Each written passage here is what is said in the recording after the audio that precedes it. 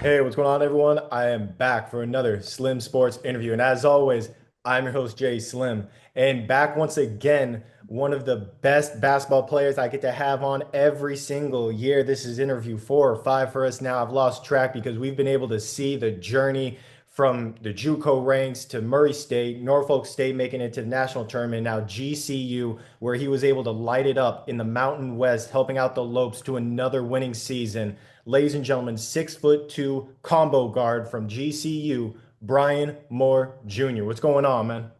What's up, man? How you doing, man? Excited to get back on here.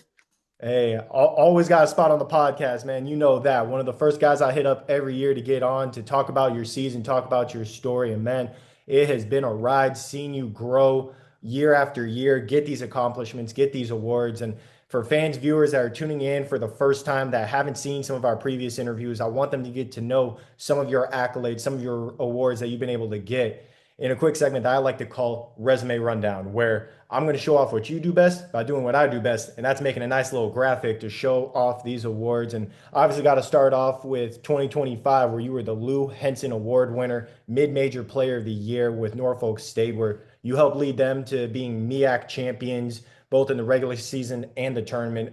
Obviously, made it to the NCAA tournament where you guys played Florida, who were the eventual national champions in the first round.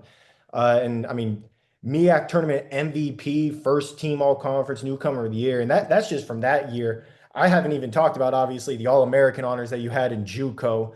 Also scored over 1,000 points in JUCO and over 1,000 points in your D1 career already. So just absolutely insane. Obviously, a walking bucket. And with all of those accomplishments that you've had throughout your career, you go into this year with GCU still with kind of a chip on your shoulder, still with something more to prove. Talk to me real quick about entering into this year with GCU and what you felt like you still had to accomplish and what you wanted to still improve on.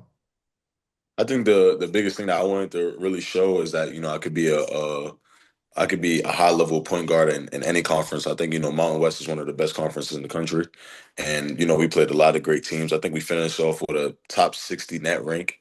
So I just wanted to show that I could be a top guard on a really good team. So I did it at the mid major level. I think this is more like a mid plus to high major level where I'm at now. So I just wanted to come in and just help a really good team try to get back to the tournament. Absolutely. Mountain West is no joke. I mean, you have the Power Five, but Mountain West, the American Conference, they're right there at that tier below. And obviously, you were able to go off and do what you did for a GCU team that was also new to the Mountain West. This was their first year in that conference after running the WAC over the past couple of years. I believe they won three of four, or three of, no, 4 of 5 WAC conference tournaments to make it to the NCAA tournament, obviously doing their thing. So they come into the Mountain West and they're looking to prove themselves, say, hey, we can compete at this level as well. Obviously, they bring in a guy like yourself. They had a lot of great talent on this team overall. Talk to me real quick about the winning culture for GCU and how that translated into this Mountain West Conference. Yeah, for sure. I think the just the community support, the booster support, like everybody in the Phoenix area cares so much about GCU basketball. So, they came with the same mindset, like, hey, we're coming in here trying to win it the first year. You know what I'm saying? I think it was like a 2 to 3 game difference in first and fourth place, which we ended up, I think we tied for third. So, it's just an expectation here to win games. Like we're gonna have a 20 plus season every year. Like that's like a mandatory. We gotta do that. Like it's just certain accolades, you want to hit to cement your legacy at GCU. And, obviously we didn't get to the mountaintop that we wanted to this year, but I think it was a great start for the program. Just, being in the new conference, just showing what we could do, being coming in, because, usually you come into a new conference, you're probably going to be bottom half of the league. I think we beat the one of the best teams in the conference both times, the San Diego State. We beat Utah State, who was ranked 23 and ended up going to the tournament, winning the game. We beat a lot of good teams in that league. So, it was a good first showing for us, and we know we could have had a better season. We had things, injuries, all types of stuff, but I think it's going to be an exciting period the next couple of years for the GCU and the Mountain West. Oh, absolutely, man. And you mentioned two of the wins right there, obviously beating me to my notes like you seem to always do. Uh, 20-12 overall record, 13-7 Mountain West Conference action. Beat Utah 68-58 early on in the season, and then actually dominated Fresno State there at the end of the year, 85-60 win, and then beat number 23 Utah State, that one that you just mentioned there. 84 to 74 win against a nationally ranked opponent. And I mean, you yourself, you're coming in off of being mid-major player of the year, where you were averaging over 18 points per game, doing what you did for Norfolk State. You come into GCU, you know this is a higher level. You had great talent with the Spartans as well, but this is obviously another level. You had a couple of other guys that were averaging, I believe, 14 points and 17 to 18 points on the team. You yourself averaged 9.5. Talk to me real quick about finding your role with this team for GCU because you were still a key component for their team overall. You were a starter throughout the entire year, played a whole lot of minutes. Talk to me real quick about finding your footing with this GCU squad and how you would say you contributed to the success that you guys had overall. So I think it was a couple things. I think my role changed a couple times. I think real early in the season, I think game two I got hurt. It kind of I had knocked my two front teeth out, hurt my hand, stuff like that. So kind of when I came back, I was transitioning into kind of trying to help out the offense again. I didn't have different roles. Like my role has been sometimes to guard the best player. Like we play Utah, go try to lock up Terrence Brown. We play Iowa, go try to lock up Bennett Sturts. We play Boise, go try to lock up Dylan Andrews, stuff like that. So there's been times I've been primary defender. There's been times I've been primarily ball handlers. Times they needed me to score more. I just kind of been that plug-in guy that whatever we need for that game, kind of coach leaned on me as far as like taking tough matchups or just got to be more aggressive, looking to find others and stuff like that. So I kind of just fit that like all-purpose tool role for this team this year. Hey, obviously you're able to do a little bit of everything.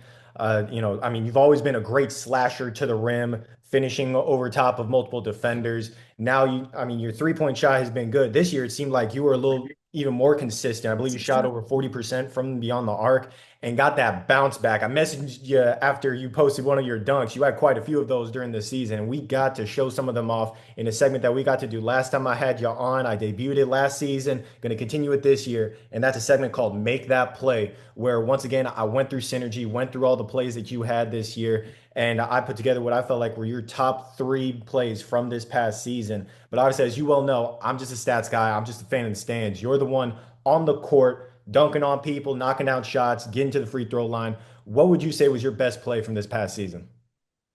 I want to say I'm gonna give you two. I'm gonna give you my best dunk and best play. I think my best dunk was probably UNLV at home.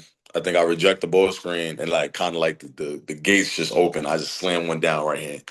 Boom, like tough one. I think it was to put us up by like 16. Mind you, the game before I got a dunk versus UNLV and we lost to them. So that's why I didn't put that dunk at number one. And then I think my best play versus Utah State. Got a rebound, defensive rebound, pushing it down the court. I think I did. I stopped. I had like a double cross, pump fake with the right, finish over to the left and one. I think it was in the first half of Utah State. It was just like a big momentum play. I think I had a really good game versus Utah State at the crib. So that was one of the plays that kind of stuck out to me. Oh yeah, you lit it up against Utah State for sure. And I'm not even gonna lie to you, man. At number three, it was hard to put which one was at number three. Both of your dunks against UNLV that you mentioned there, I have at one and two. But at number three, I ended up going with a play that you had against San Jose State, where you had an and one opportunity through a double team. Obviously, you've always been able to slash through people, get it over top of double teams, triple teams even. And this one, I mean, I don't even know how you saw the basket. Their arms were straight up over top of you. You were falling backwards, still managed to make it. Obviously went to the free throw line and did your thing there. So that one I have at number three. Number two is that right-handed dunk that you had going against UNLV that you mentioned. Obviously, the lanes just opened up. You went and just boom, right on top of them there for an impactful dunk against a very talented UNLV team, which that wasn't obviously the only dunk that you had on them on the season. You play them again, and you had that posterizing two-handed slam where you also got fouled, went to the free throw line again, where you just drove with some ferocity and just flew out of the gym. Boom, showed off that JUCO bounce that you used to have there. Obviously, you still got it in the tank. So obviously, those are just three of a whole lot of buckets that you had on this season. And what's crazy is, I mean, we're mentioning the scoring throughout this interview a lot, but this GCU team, one thing that you guys always seem to take a lot of pride in with the program is the defense. You guys actually were first in points allowed per game in the Mountain West, where you guys allowed the least amount of points throughout the season out of any Mountain West team. And you actually helped lead Norfolk State a year ago to that same ranking in the MEAC. You guys were first in points allowed as well there. So you obviously have this defensive mentality. You know what it takes to be able to stop your opponents. Talk to me real quick about the defensive impact of this GCU team and what really goes into making that reality. I think that's what we kind of like tipped our hat on this year. Just because like we had a lot of athletic people out there, me, myself, Jaden, Henley, Makai Williams. We had a lot of guards that can, get up and guard, and we the head of the snake. We played a really tough ball screen coverage. We blued everything, we iced everything. So you got to kind of be attached to whatever point guard you're guarding, whether they could shoot or not. So I think we just really created a lot of offense out of our defense this year. And I think it was the same thing kind of at Norfolk, like even a lot more at Norfolk, just because of the pace we played with. At Norfolk, we trapped every ball screen, we trapped every post entry. Like we was trying to generate turnovers. I think here more, we was just trying to force the offense to take the shot that we want. So we try to keep it on the side. We try to force them to take tough twos, stuff like that, contested threes. So and then we had really good bigs down there. Dennis Evans and I'm blanking right now, and F.A. DeMiro, where you could leave them down there one on one, and they could go get a block or they can go force a turnover. So we had a really good defensive pieces, and I think I was one of the head of the snakes for that. Oh, absolutely. Always making an impact, whether it's offense or defense. On the season as a whole, you ended up averaging 9.5 points per game, 2.5 rebounds, over 2.5 assists. I mentioned before your 3-point percentage, you ended up shooting over 40% from beyond the arc and had some incredible outings on the year. 17 points, 3 boards, 3 assists going against IU Indianapolis. And then Fresno State, I mentioned how you guys beat them before. 18 points, 5 boards, 5 assists in that game again. And then number 23, Utah State. You mentioned how that was one of your best games of the season. 20 ball in that game with 4 rebounds, 4 assists there. And you were, like you mentioned before, your role was different at different parts of the season where you knew, okay, I need to have more of a defensive role here. Need to be more of a scorer against Utah State. Need to be a playmaker in some of these games. So you were able to always find this role for a team that was very consistent overall this year at getting wins. I believe you guys only had back-to-back losses at one point of the season, and that was the longest losing streak you guys had was 2 games. You guys had multiple 3-game win streaks, and if not more, throughout the season.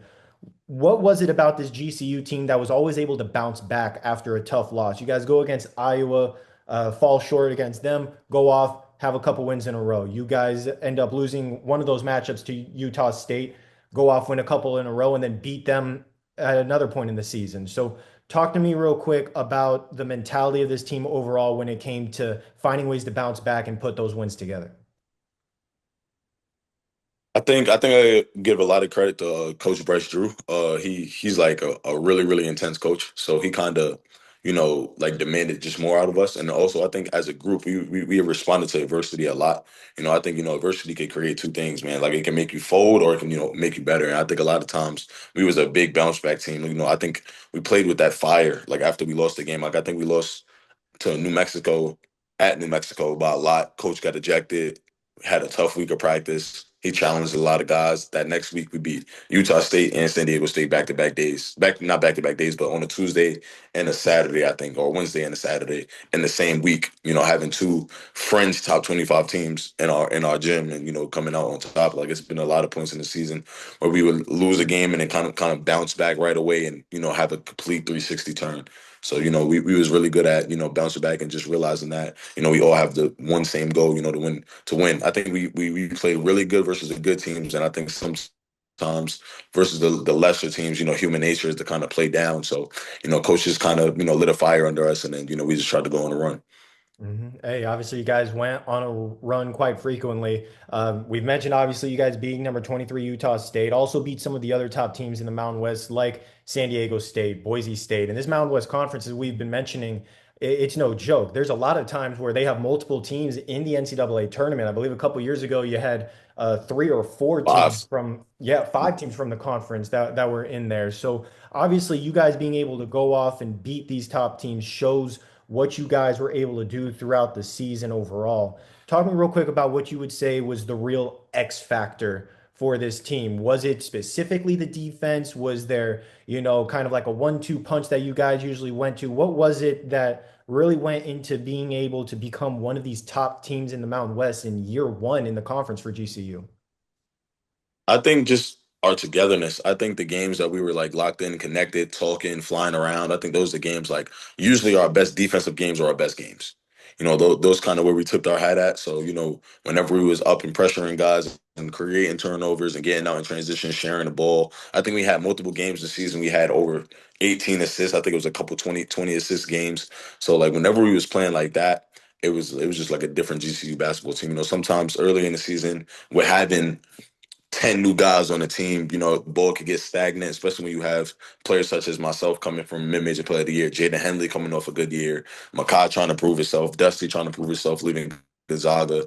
So it kind of was tough, the offensive part of it. I forgot about Nana. Nana coming off averaging 15 and 8. You know what I'm saying? Like it was kind of hard. Sometimes the ball stick in people's hands and stuff. But once we start realizing that we can all score and we can be a team that have multiple guys average double figures, kind of the wins just started adding up. Absolutely, man. And obviously, you mentioned, and we've mentioned throughout this interview, the experience that you have coming into GCU, and obviously what you were able to do with the program this past year.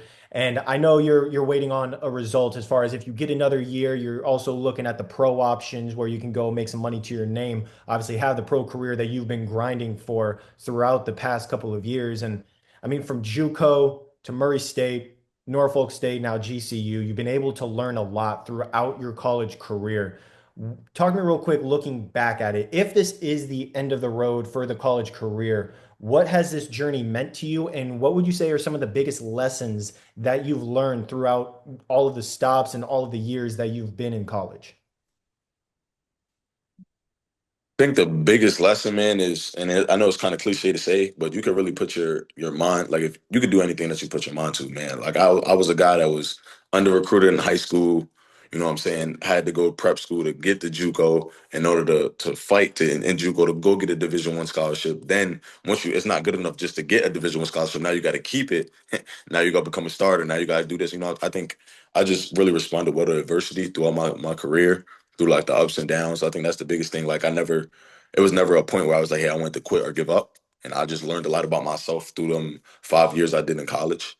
And like now I just realized that like how much of an impact I could be to others that are similar to me, that are smaller guards or coming from places where they're not highly recruited. Like I'm just like a light for those guys that, it's a chance for them. I just want to, lead the best impact I can for those guys. I got a lot of high school guys that hit me up, hey, how can I do this? How can I do that, man? And the key thing I always say is just confidence and just believing in yourself. Because if you don't believe in yourself, nobody will. So I think I'm a idol for that. Just that statement right there. Like you just got to have some belief.